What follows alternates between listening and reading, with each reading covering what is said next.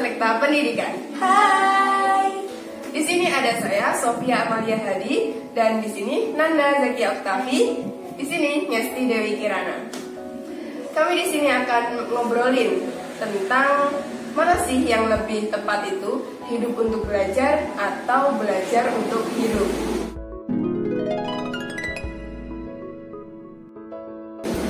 Nah, sebelum membicarakannya lebih jauh, apa sih yang terlintas di benak kalian berdua nih tentang kata belajar? Gimana, Nan? Kalau dari aku sendiri ya, kalau mendengar kata belajar itu yang terlintas tuh kayak bosan, lelah, banyak tugas, kayak capek gitu. Bener sih. Kalau dari aku, misalkan dengar kata belajar nih, yang terlintas di benak aku pasti sekolah sih ya. Iya. Full day, berangkat pagi, pulang sore, banyak tugas, les dan lain sebagainya, pastinya bikin pusing dan capek. Iya, meskipun sekarang daring juga kayak lebih Malah memusingkan. 24 jam kayaknya Iya. sekolah, nggak ada waktu tertentu kan. Iya. Kayak dari pagi sampai kita mau merem tuh tugas terus Iya. kan. Dari hal-hal negatif tadi yang bosan, capek seperti itu, banyak nih di antara kita yang tidak sabar untuk segera mengakhiri proses pendidikan karena kan menganggap tidak menyenangkan gitu. Nah, gimana sih, Nan, menurut kamu? Proses pembelajaran yang tidak menyenangkan itu ya menurut aku karena kebanyakan dalam proses pembelajaran itu guru terlalu fokus pada pemberian tugas untuk mencapai nilai ketuntasan yang diperlukan. Yes. Jadi tanpa memperhatikan apakah siswanya itu merasa nyaman dengan pembelajaran yang dilakukan dan juga memahami materi yang disampaikan. Jadi kayak diberikan tugas aja gitu, terus siswanya akhirnya kayak capean karena tugas dan tidak menikmati sama sekali pembelajaran yang dilakukan. Iya sih, setuju. Jadi kalau misalkan yang aku lihat ya, pembelajaran membosankan itu karena si siswa terutama ya, di sini kan kita masih membicarakan siswa. Siswa itu masih menganggap bahwa belajar itu sebuah tuntutan. Jadi kayak ya kita dituntut untuk belajar ini, ngerjain ini gitu. Jadi bukan kesadaran diri sendiri. Ya, Emang bukan susah sih. keinginan kita ya. Emang susah sih kalau misalkan bukan kesadaran itu ke anak, namanya juga masih anak-anak kan. Cuman ya itu sih, kalau misalkan perspektif kita belajar itu masih tuntutan, belum kebutuhan, itu pasti bakalan ada rasa terpaksa, bakalan ada bosen, bakalan ada males dan lain sebagainya. Nah, dari itu kan kita kayak segera ingin berhenti dari proses pembelajaran, kayak segera ingin lulus, segera ingin melanjutkan, segera ingin Ya pokoknya udah capek belajar. Mungkin nggak sih kita itu akan berhenti dari proses belajar? Kalau berhenti belajar dalam tahapan pendidikan yang formal kayak SMA S1 itu mungkin saja bisa berhenti ya. Misalnya aku berhenti SMA, nanti aku lanjut kerja aja. Jadi kayak nggak usah lah melanjutin S1 dulu, kerja dulu gitu. Mungkin bisa saja berhenti. Tapi kalau belajar yang lebih ke arah kayak pengalaman hidup, terus apa yang kita dapat dari pengalaman sehari-hari itu kayaknya nggak akan pernah berhenti sih. Menurut aku kayak gitu. Meskipun tadi dari sekolah terus bekerja kan itu juga ada pelajaran ya dalam bekerja nanti itu. di tempat bekerjanya itu pasti juga dia akan mengalami proses belajar. Misalnya kayak nanti di tempat kerja aku ditempatkan sebagai supir, nah dia pasti juga kayak akan belajar gimana cara jadi supir yang baik gitu, akan supaya kayak kinerjanya itu juga bagus gitu. Ya, kalaupun misalkan mau naik jabatan pun juga harus belajar juga kan, nggak asal kayak naik gitu. Iya, makanya aku juga setuju sih kalau kata Anda. Jadi ya kan namanya kita manusia, emang fitrahnya kita belajar dari lahir sampai ke liang lahat gitu kan, ada kalimat gitu.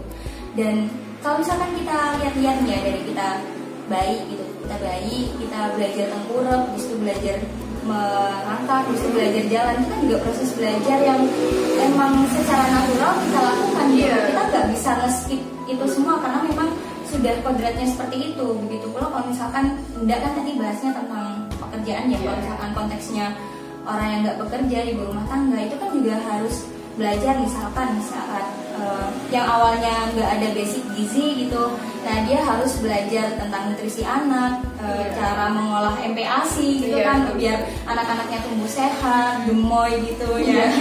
Nah begitu juga kalau misalkan kita udah dewasa ya, pasti kita juga perlu basic cara mempertahankan diri dari misalkan penjahat, maling atau apa ya. Kita pasti ada refleks tersendiri kalau misalkan dijamret, kita pasti lari lah, minta tolong atau apa, dan itu kan juga secara refleks gitu kita belajar kan. Auto gitu. Meskipun kita nggak ada basic bela diri, tapi kan kita juga berniat kalau misalkan bawa tas, kita juga gebukin tas kan secara natural gitu, nggak apa ya, secara tidak sadar juga kita melakukan pembelajaran itu gitu. Jadi ya emang kita sebagai manusia nggak mungkin berhenti belajar gitu sih. Meskipun kita udah nggak sekolah, tapi untuk tadi ngomongin ibu dan merawat anak itu kan juga di media sosial banyak sekali yang membahas tentang parenting kan ya. Meskipun nggak ada di gedung, di suatu pertemuan, tapi kan kita bisa belajar dari media sosial tadi. Jadi emang apalagi platform belajar kita tuh makin luas ya. Kalau misalkan cara buat pepes ikan gitu, kita bisa search di Google. Udah gitu. banyak Semua tuh belajar makin gampang sih sekarang. Nggak harus pembelajaran formal yang ngedep buku, ngerjain tugas gitu ya, nggak hanya sekedar itu. Jadi juga dari kayak tetangga atau orang tua gitu, kita juga bisa belajar banyak hal, kayak gimana cara merawat anak. Kan kita misalnya kita nih punya anak, kan kita juga belum punya ilmu yang pastinya kan kita belum bisa gendong aja itu loh, kayak belum bisa kan. Jadi kayak dari orang tua itu diajari gimana sih caranya gitu. Jadi kayak otomatis kayak gitu kita belajar. Iya, benar banget. Terus apa sih menurut kalian berdua itu pendapat kalian mengenai belajar? Gimana kan? Kalau pendapat aku mengenai belajar adalah suatu proses di mana kita mendapatkan sesuatu yang baru dan membuat kita menjadi lebih baik gitu. Jadi kayak bukan dari ranah kognitif aja, tapi juga pengalaman dan juga kayak aspek sosialnya gimana gitu. Setuju sih sama Nda. Jadi belajar itu menurut aku sesederhana ketika kita melalui fase kehidupan dan kita udah berhasil mengambil pengalaman, terutama pengalaman yang baik dari fase kehidupan tersebut, itu udah bisa disebut belajar sih. Sesederhana dengan kita misalkan kita jalan gitu, ada lubang. Nah, ketika kita ada lubang jatuh, terus kita mikir, oh ini ada lubang berarti aku nggak boleh ngelewatin sini, harus hati-hati. Nah itu kan juga proses belajar kan. Nah itu sih, jadi ada sesuatu yang bisa diambil dari kehidupan, itu udah bisa disebut belajar. Iya, betul banget. Masa kita tahu ada lubang terus kita ya udah kita nyebur aja, masa enggak kan ya? Itu mungkin orang gila gitu ya. Iya, mungkin pertama kayak nyebur gitu, tapi kayak besoknya masa mau diulangin lagi, jadi kita kan otomatis belajar janganlah nyebur gitu. Kayak anak kecil gitu kan ya, misalnya lari-lari, mereka kan nggak tahu kalau bakal jatuh. Nah mereka tahu ketika udah jatuh, udah ngerasain sakit, itu mereka udah nggak mau lagi jatuh, lebih hati-hati pasti. Dari pengalaman jatuh tadi. Nah terus apa sih pendapat kalian? Kenapa kita itu harus belajar sepanjang hayat? Kenapa sih kita harus belajar sepanjang hayat? Karena dunia itu selalu mengalami perubahan, baik tren, terus keilmuan dan juga teknologi. Jadi itu menuntut kita untuk terus belajar dan juga beradaptasi. Nah, emang sih kayak perubahan itu nggak bisa kita hindari, tapi imbas dari perubahan itu bukanlah sesuatu yang nggak bisa dihindarkan. Jadi dengan adanya perubahan-perubahan itu kita bisa kayak cari sesuatu yang baru gitu, belajar dengan sesuatu yang baru-baru. Iya, masa sekarang udah ada kendaraan motor misalnya, terus kita dulu kan jalan kaki. Masa sekarang nggak mau belajar naik motor gitu? Masa kita lainnya? Iya, benar banget. Yang padahal kan teknologi itu diciptakan untuk mempermudah kita. Kalau misalkan kita nggak belajar buat mengikuti teknologi, ya buat apa teknologi diciptakan kan? Gitu. Benar banget sih, setuju sama Nda. Tapi di sini yang mau aku garis bawahi, kalau misalkan Nda kan lebih apa ya, mau bahas di tentang teknologinya. Kalau dari aku sih, ini sih kan kita sebagai manusia ya, udah diberi anugerah akal oleh Allah Subhanahu Wa Taala ya. Kalau misalkan kita udah diberi anugerah akal, nggak dimanfaatkan kan juga sayang. Jadi ya emang fitrahnya kita udah diberi akal ya, kita harus terus belajar, berpikir. Kita semua sama-sama tahu lah ya, kalau misalkan belajar itu sebuah kewajiban bagi manusia gitu. Dan juga ada banyak dalam ayat Al-Quran yang menyerukan la'allakum tatafakkarun gitu, yang menyuruh kita untuk terus berpikir. Jadi kalau misalkan kita diberi akal, nggak digunakan untuk berpikir, ya buat apa? Ya kan? Jadi lagi-lagi buat apa itu akalnya? Jadi ya harus dimanfaatkan dengan menyesuaikan zaman, menyesuaikan teknologi kan. Seperti yang kita tahu, zaman tuh udah, maksudnya teknologi tuh udah maju banget kan. Kita misalkan ngobrolin tentang gosip artis ini gitu, nah nggak lama tuh ganti lagi yang awalnya gini jadi gini. Jadi kita harus pintar-pintar juga mengolah, maksudnya menerima teknologi updatean gitu harus dipilah-pilah juga, nggak semuanya ditelan mentah-mentah, takutnya nanti juga ngasih bad effect ke kita kan. Nah dengan diberi akal, kita bisa memilah-milah teknologi itu mana yang baik buat kita, mana yang enggak buat kita gitu, mana yang bermanfaat buat kita. Ya kita harus belajar untuk beradaptasi dengan teknologi dan zaman itu. Ngomongin tentang perubahan yang begitu cepat, itu terbukti ketika kita berada di pondok yang nggak boleh megang HP gitu ya. Kita itu udah seminggu aja nggak megang HP itu kita udah ketinggalan banyak banget berita. Kayak menjadi kudet gitu ya. Kayak kita hidup di zaman apa ya? Keluar dari pondok pas liburan gitu. Ini udah apa ya? Kok aku ketinggalan banyak hal gitu. Kok udah gini gitu. Perkembangannya pesat sekali. Ada nih untuk menguatkan tentang pembelajaran sepanjang hayat. Apa tuh? Ini dari Arthur P. Simamura. Mengenai lifelong learning, ada 5 prinsip, yaitu motivate, attend, relate, generate, dan evaluate. Itu bisa disingkat menjadi MARGE. Dengan mempraktekkan 5 prinsip dari Arthur Simamura tadi, kita menjadi mampu untuk menjalani pembelajaran sehari-hari dan efisien agar kita mudah mengingat pembelajarannya tadi. Oke, jadi kita tadi udah bahas yang cukup panas ya, cukup membuat berpikir. Nah sekarang nih untuk concluding, ini ada nggak sih dari kalian tips yang efisien untuk belajar agar nggak membosankan gitu, agar bisa semangat untuk belajar itu gimana?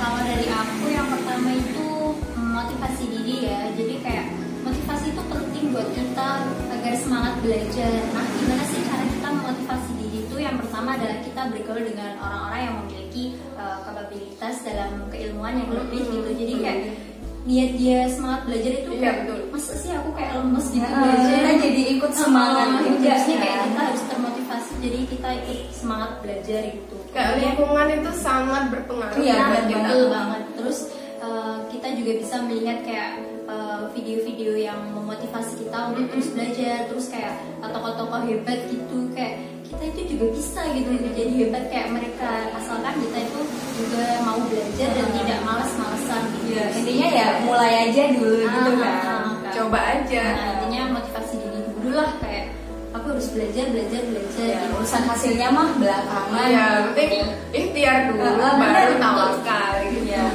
Terus yang kedua itu kayak hubungkan satu hal dengan hal yang lain gitu. Kayak kita misalnya yang anak-anak muda nih yang biasanya suka kayak drama Korea, Korean drama gitu. Itu kayak kalau kita pengen belajar bahasa Korea, kita kan bisa kayak lihat video-video yang drama Korea gitu, terus kita bisa lihat subtitlenya kan. Nah dengan sendirinya itu kayak kita bisa belajar sedikit demi sedikit tentang bahasa Korea itu.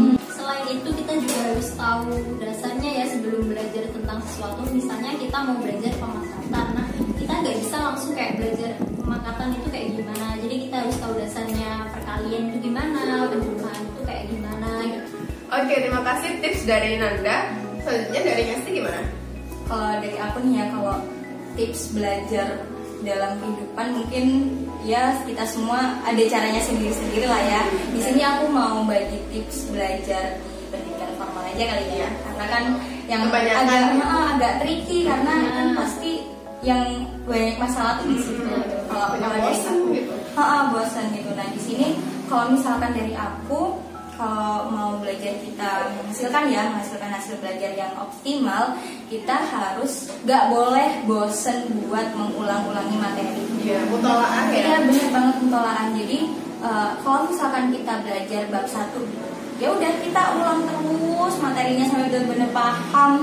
Di situ baru beralih ke bab selanjutnya. Kalau misalkan bab 1 aja belum paham dan kita maksa masuk ke bab 2, bisa aja ada hubungannya kan, pasti ada hubungannya antara bab 1 dan bab 2. Nah nanti kalau misalkan ada hubungannya sama bab 1 dan itu belum paham, kita balik lagi belajar ke bab 1 lagi, terus ke bab 2 lagi, kan juga nantinya otak kita tuh pusing kan. Balik mending mutolaah aja dulu, tuntasin dulu, mantepin dulu, baru abis itu pindah ke materi selanjutnya. Nah itu yang pertama. Dan yang kedua, selain kita mantepin materi, dikencengin itu per bab, kita juga jangan lupa buat evaluasi. Karena kan ya mau gak mau kita juga harus tahu dong seberapa berhasil belajar kita tuh. Oke, thank you ya pendapat-pendapat dari kalian ini. Seru sekali obrolannya tadi. Kayak lebih ke membuat mikir gitu ya. Lumayan lah. Iya, aku juga dapat perspektif baru dari kalian. Iya, sama. Saling bertukar ilmu. Iya. Jadi dari pertanyaan yang awal tadi, kita itu lebih memilih mana sih? Belajar untuk hidup atau hidup untuk belajar? Jadi dari pembicaraan tadi kita lebih memilih ke hidup untuk belajar ya.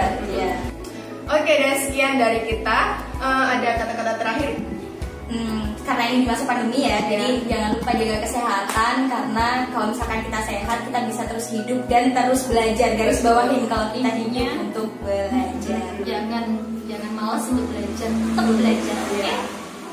Oke, see you semuanya. Wassalamualaikum warahmatullahi wabarakatuh.